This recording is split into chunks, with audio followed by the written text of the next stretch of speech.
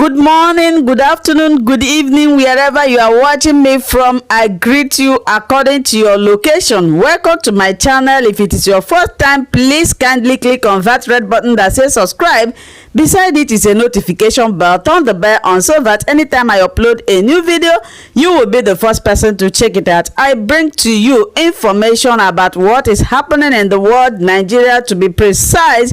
So today in this video, we are going to be listening to one of the activists in Nigeria, Femi Kayode, with Delemomodu. Delemomodu is one of the best journalists in Nigeria because he is doing a great work visiting the important personalities, bringing out, seeking their views. So I want you to relax and listen to this interview.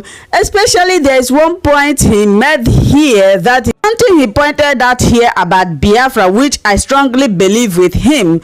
He said it is good to separate or divide Nigeria so that everybody will know where they belong, so that everybody will build up their own nation by themselves. If you want to go to any part of this country, you can go. Separating or giving Biafra doesn't mean that Nigeria will not exist. Nigeria will still exist. If you want to travel to Biafran land, you can travel. If you want to travel to every other part of the country, you can travel. That is what he is trying to point out here, and I recommend our brother Delemomodu for this great work. Just relax, listen to them, and when you finish, come to my comment section and tell me what you think about this before you people will come and beat me and say I'm talking too much. I'm just trying to analyze to you what you are going to be watching in this video. After watching, please comment, subscribe, and tell me your opinion about what Femi Kayode said. Bye-bye. Your dad was almost an inseparable ally of the North. So how come today you are championing the Igbo cause? It seems you've detoured the... No, it's not that I'm championing the Igbo cause. If anything, probably, people would say that I'm championing the cause of those that I believe have been marginalized in this country over the years. Not just the Igbo, but the Igbo case is particularly bad in my own view, in my humble opinion. And I believe it's important that we empathize with those that have been oppressed and treated in a very, very unjust manner. That's the first thing, especially if you believe you're the stronger one. In other words, you've been privileged as a people or as an ethnic nationality or tribe, and others are suffering. I think we should be able to empathize. So I've empathized with the Igbos and what they've been through over the years. But I've also spoken up for Southerners in this country, probably more than anybody else when it comes to the national level. And I've also spoken up for people of my faith, the Christian faith, who I believe have suffered immeasurably over the last few years in this country. I've also spoken up for the northern minorities, the Christians of the North and the Muslim minority tribes in the North. And today I'm also speaking up as SH0CK for the oppressed people of the core North itself. So what I found is that over a period of time, my trajectory has been that I've got deep with certain groups, spoken up for them, and this thing has spread and spread and spread more now. So now I've got to a point that it really doesn't matter to me where you're from, what your faith is. If you're being killed or if you're being massacred, for example, you're a Shia Muslim, or even if you're somebody that lives in Zamfara State, one of the 300 to 500 people that are being killed a day whilst Governor Yari was in power, I'll speak up for you and I'll stand for you. And I believe that's what leadership is all about. You have to empathize with those that have been oppressed. I identify with the struggles of the people of the Southwest. I'm from there. And I identify with those struggles and the agitation for a fairer deal, the agitation for restructuring, and the agitation for fairness and equity at the highest level of governance. I also sympathize with people in the Niger Delta area. They've suffered, they've been deprived, and that's why I work so hard for President Jonathan against all odds and against all advice from those from other parts of the country. The people of the Middle Belt, in my view, have suffered as much as the Igbo, probably more, over a longer period of time. And I speak for them. I've visited the places that have been terrorized and their people have been slaughtered. I've visited the families, they visit me. And I live in the North, so I've seen all that with my own eyes, and I'm horrified and mortified by it. And now, of course, I am quite close to many in the core North itself, and I'm proud to be close to them. And I believe that it's important that those that are suffering, they also need representation. So this is my trajectory, and this is my belief. And but let me also say this, my brother, very quickly. I believe in the right of self-determination. And I believe the only way you can stop people from saying, for example, they want to leave the Federation, if you don't want them to leave, is to treat them with love and with equity and with decency. Certainly not by killing them, massacring them, and hurting them, and insulting them. And that's why I believe the case of the Igbo particularly is one that needs to be addressed. And the case of the people of Middle Belt, they have suffered immeasurably, both groups, and we need to do a lot more for them as a people, and we need to speak for them, stand for them, and fight for them. And I feel this is the Yoruba man, so yeah. What's your view, Biafra? I want your opinion. Biafra. On Biafra. Yes, please. Let me tell you my honest view.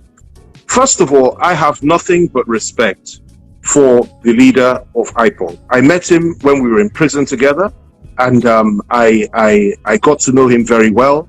And I don't agree with everything he says, particularly when he speaks about the people of the Southwest and perhaps other tribes in the way that he used to speak about them. But I have immense respect to him because he has courage, and that is a virtue in my language.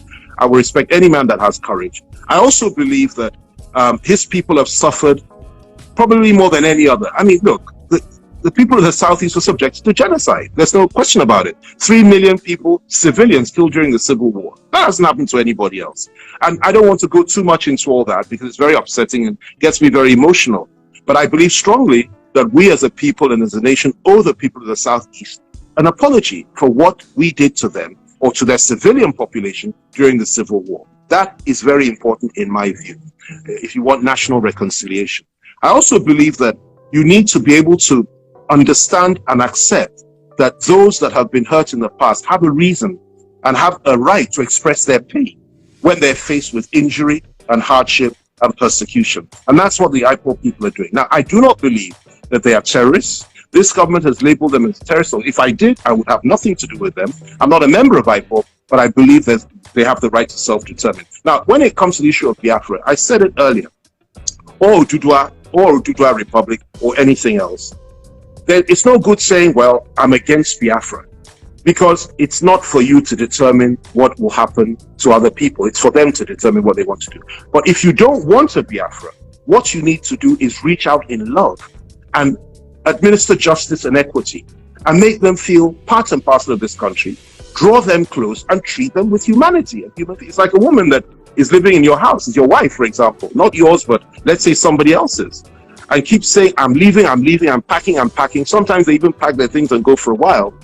But deep down, you know that the only way to stop her from going is not to continuously beat her and continue to treat her like she's nothing.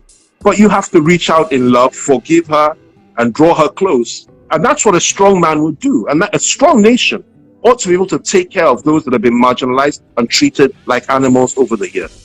That is why this agitation is strong, because successive federal governments, and not just this one, I might add, other ones that came before it, have refused to acknowledge what these people of the Southeast have suffered in the past. Everything was taken from them after the Civil War, yet they managed to rise up again. It's not just them. I say again, the Middle Belters suffered as much in the hands of those that came and conquered them many, many years ago and established a system over them.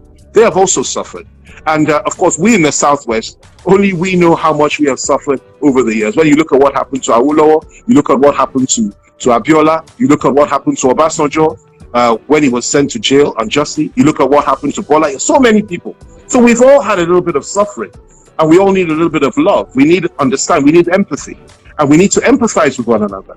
And I believe that any government that wants to keep Nigeria together and stop the agitation of Biafra, stop the agitation for Ududua Republic, and so on and so forth, first has to show empathy and sympathy for the oppressed, has to stop oppressing people, and finally, and most importantly, has to accept that restructuring this country, evolving power from the center, is the only way forward if you want to keep Nigeria together into the future. If you don't do that, then definitely, eventually, people will exercise that right, whether you like it or not. And I certainly hope it doesn't come to that, because I'm a man of peace, and I don't believe in violence. I don't believe in conflict. I believe in peace, persuasion, and building bridges. And that's what we need to do. Okay, let me give you a double-barreled question. A lot of people, especially the young ones, are agitating for the Buhari Republic. You are a special guest of the governor for your state, who happens to be a PDP governor. He said I should say hello to you, by the way. I'm right here. I'm right here with him. He's not too far from me. He said I should say a big hello to you. Yes. He's a wonderful, great guy. Thanks so much. Sorry, you were saying. So the Oduduwa Republic, the Biafra, and any such, well, let's say anticipated nations. Okay, do you think they are visible? Is it a feasible? There's no. Do you think break away from Iraq today without fighting a war? Okay, first of all, they are feasible because, for example, the Southwest would be, if Oduduwa Republic was formed, it would be larger than any other country, than any country in Western Europe, with the exception of possibly France. Certainly in terms of population, a larger population in the southwestern part of Nigeria than any country in Europe. That's number one. And in terms of landmass, it's a huge area. And that goes, it's more or less the same for a number of other parts of Nigeria. So it's certainly feasible. The question is it desirable? I believe strongly that it is desirable if that's what the people want. It's not for me to judge anybody. And I think for years we've all been saying, well, if this is settled, you cannot cross that line. It's settled law that Nigeria must be one. Well, those of us that have been saying that, or those that have said that, are living in cuckoo land, because change is the only thing that is inevitable. Now, I'm saying if you don't want that, and I as a first option do not want that myself, I would much rather we fix Nigeria if it's fixable. Restructure it and fix it. If you can't restructure it, if you can't fix it, if you insist on the philosophy that some must be slaves and some must be masters, or the philosophy that some are horse riders and some are horses, if you insist on that philosophy that some are masters and servants, definitely, or some are born to rule and others are born to serve, definitely, you are going to have a breakup of this country. That is given, and it may be a conflict which ends in a lot of violence and bloodshed. Nobody wants that. So in order to avoid that, what you have to do, treat people as equals, be sensible in how you manage the affairs of others, show empathy to what people have been through, and try and fix the problem and devolve power from the center. That is the way forward. And so if you ask if they're feasible, they certainly are feasible. Biafra is feasible. If you ask whether it can be done without a conflict, which is, I think, is what you now asked me, I think that it would be very difficult to achieve these objectives without a conflict. And that is precisely why I would rather we fix Nigeria. However, let me tell you this, it doesn't matter what I think or what I feel. Those behind me in the younger generation, in the Southwest, and you know, Bobby D, you know this as well as I do, they're not waiting for people like us to give the go-ahead. They are telling people like us that you are living in the past, that you believe in this entity, we don't believe, and we're constantly trying to tell them that things can change if we have restructuring, and if we change things and we get the right leadership in the country and you devolve power, we can change it, we can fix it. Same in the Southeast, same in other parts. The younger generation are fed up with leaders like us that have consistently said there must be peace. They are saying peace at what price? That they're not prepared to be slaves, they're not prepared to continue in this mess. And we have to listen to that. And we have to try to fix the problem before they decide to do something terrible, which is just to begin to take their destiny in their own hands and begin an armed struggle. And God forbid that should ever happen in our country. We don't want that. We pray that never happens. And by God's grace, it will not happen. So, what is happening to Amotekun? Because there was so much fanfare at the beginning and suddenly it fizzled out. Now, I think the last time I heard anything was Arakuni Akeredolu wearing their uniform and all that, some red. So let me yes. Well, let me say this. First of all, I'm very proud of our governors in the Southwest across party lines for coming up with the idea of, security outfit which is designed to protect the people. The Southwest literally has been inundated and filled with people from outside this part of the country, mainly foreigners, by the way, I should add that, excuse me, foreign Fulani people have flooded our forests, and they were killing our people, kidnapping and indulging all sorts of crime. And for some reason or other, in my view, this government seemed to not be able to control the situation at best, and at worst seemed to be indifferent to the plight of our people. So the governors did the right thing, something many of them never thought. Many of us never thought they would do, and that is why I say I'm impressed with people like Makinde, people like all the others, every single one of them. They have stood up, they rose to the occasion, Kayode Fayemi and all, and said, look, enough is enough, and they set up this outfit.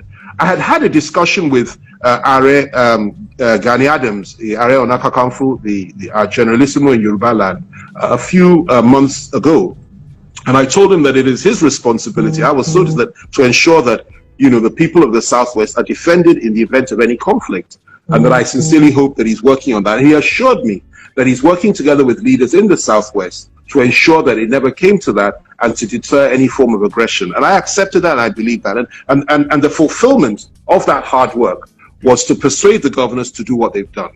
And they've done it, and they will continue to do it. Any attempt by the federal government to control or merge this group with the Nigerian police will not work. First, it's unconstitutional, and secondly, the purpose is to defend the people of the Southwest and all those that are living within the Southwest who are non-Anago people. That's the purpose, and that's a laudable thing, because the situation that we're in today is a very, very bad one. It's unsustainable, it's untenable, and we just have to do something to save the lives and properties and protect our people.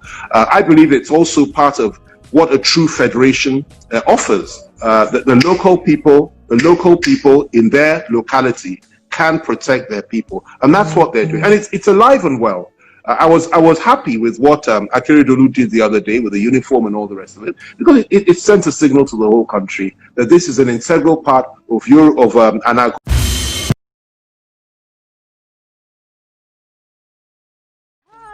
Welcome to my channel. If this is your first time or first day of coming across my YouTube channel or seeing my face, you are highly welcome. Please willkommen to my canal. My name is Linda Chukwuezi. It's coming as Miguel. That red button that says subscribe, and you turn on the notification bell so that you'll be able to get information on notifications. Bis zum nächsten Video und einen schönen Tag. Tschüss. Tschüss. Bis man subscribe to Linda's TV show. What are you waiting for?